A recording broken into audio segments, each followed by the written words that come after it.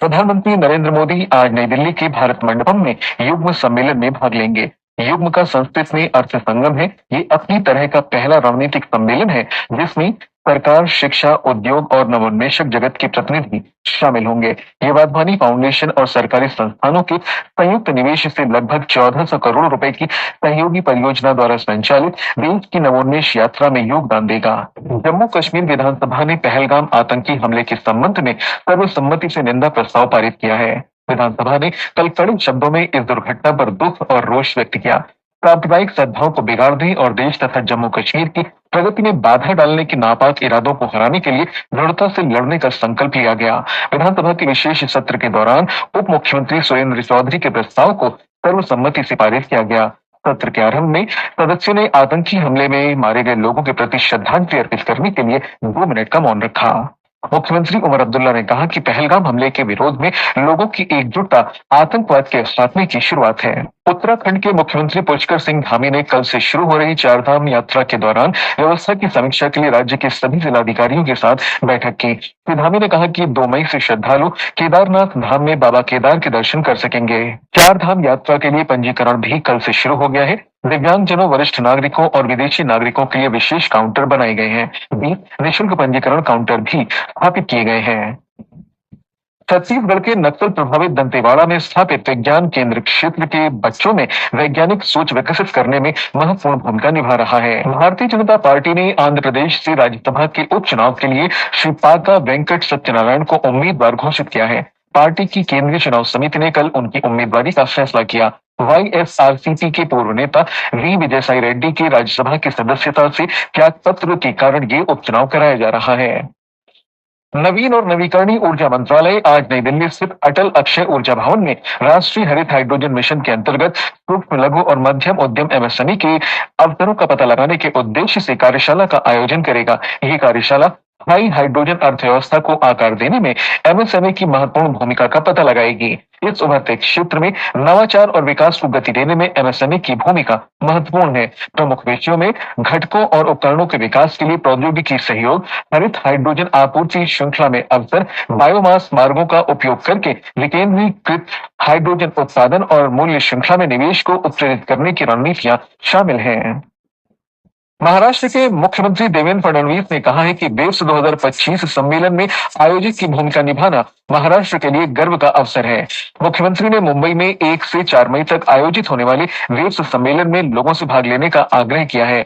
उन्होंने कहा कि वेव्स भारत की रचनात्मक कुशलता को विश्व पटल पर प्रस्तुत करने का महत्वपूर्ण मंच है।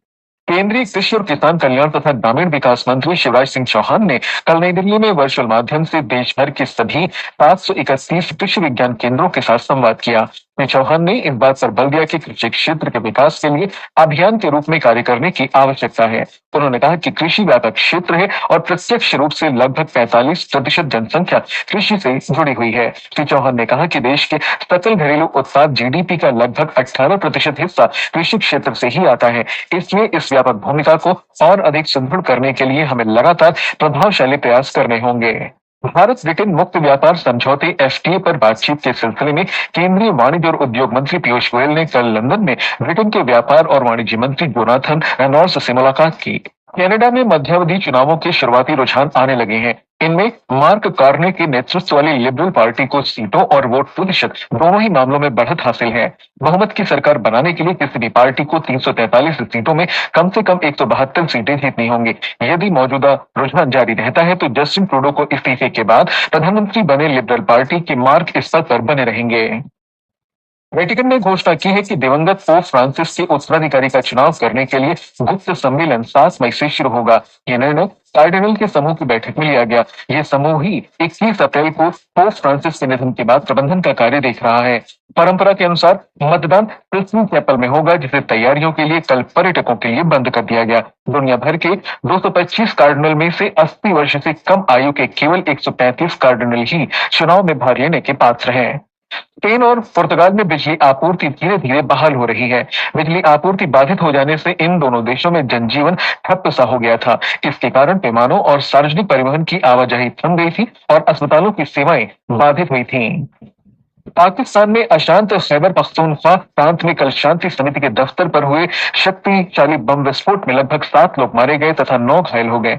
अस्पताल के अधिकारियों ने बताया कि 16 घायल लोगों को उपचार के लिए लाया गया था, जिनमें से 7 ने दम तोड़ दिया। अभी तक किसी ने इस हमले की जिम्मेदारी नहीं ली है। प्रतिबंधित संगठन तहरीक तालिबान पाकिस्तान टीटीपी के साथ नवंबर 2022 में हुए संघर्ष विराम के भंग हो जाने के बाद पाकिस्तान में और विशेष रूप से खैबर पख्तूनख्वा और बलूचिस्तान में आतंकी घटनाओं में काफी बढ़ोतरी हुई है। भारतीय महिला बेसबॉल टीम ने कल थाईलैंड के बैंकॉक में सुपर राउंड स्टेज में थाईलैंड को 6-5 से हराकर एशियाई कप 2025 के लिए क्वालिफाई कर लिया है। सुपर राउंड में इंडोनेशिया की टीम ने पहले स्थान पर रहते हुए प्रतियोगिता के लिए क्वालिफाई किया। स्वर्ण पदक के लिए भारत का सामना आज इंडोनेशिया से होगा, जबकि कांस्य पदक के लिए थाईलैंड और पाकिस्तान की टीम आमने सामने होंगी। इधर आईपीएल क्रिकेट में राजस्थान रॉयल्स के 14 वर्षीय वैभव सूर्यवंशी ने मात्र 38 गेंद में धुआंधार शतक की पारी खेली। इसके साथ ही वैभव आईपीएल क्रिकेट के इतिहास में सबसे कम उम्र में 23 शतक लगाने वाले पहले बल्लेबाज बन गए हैं। प्रतियोगिता में कल जयपुर में राजस्थान रॉयल्स ने गुजरात टाइटंस को 8 विकेट से हरा दिया। पहले बल्लेबाजी करते हुए गुजरात ने राजस्थान को 210 रन का लक्ष्य दिया, जिसे राजस्थान ने 16वें ओवर में 212 रन बनाकर आसानी से हासिल कर लिया। राजस्थान की ओर से यशस्वी जायसवाल ने नाबाद 70 रन की पारी खेली। प्रतियोगिता में आज दिल्ली कैपिटल्स का सामना कोलकाता नाइट राइडर्स से होगा। दिल्ली में यह मैच शाम 7:30 बजे से खेला जाएगा। उधर महिला त्रिकोणीय एक दिवसीय क्रिकेट श्रृंखला में आज भारत का सामना दक्षिण अफ्रीका से होगा। श्रीलंका की राजधानी कोलंबो में यह मैच भारतीय समय के अनुसार सुबह 10 बजे से शुरू होगा। हरमनप्रीत कौर की अगुवाई में रविवार को भारतीय टीम ने श्रीलंका को 9 विकेट से हराया था। दक्षिण अफ्रीका का श्रृंखला में यह पहला मैच है। इसके अलावा BWS सुधीरमन कप बैडमिंटन के फाइनल ग्रुप डी मैच में आज चीन के जियामेन में भारत का सामना इंडोनेशिया से होगा।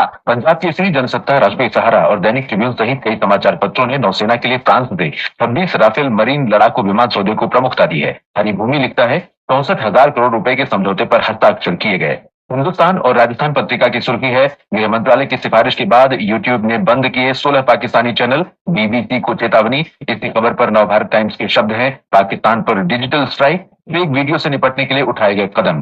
दैनिक जागरण की खबर है, भारत के फैसलों से दहशत में पाकिस्तान, कार्रवाई की आशंका से मची खलबली।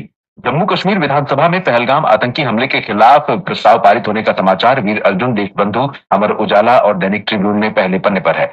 नवभारत टाइम्स की खबर है, रिजर्व बैंक ने बैंकों से एटीएम से 100 और 200 रुपए के नोट की निकासी सुनिश्चित करने के निर्देश दिए।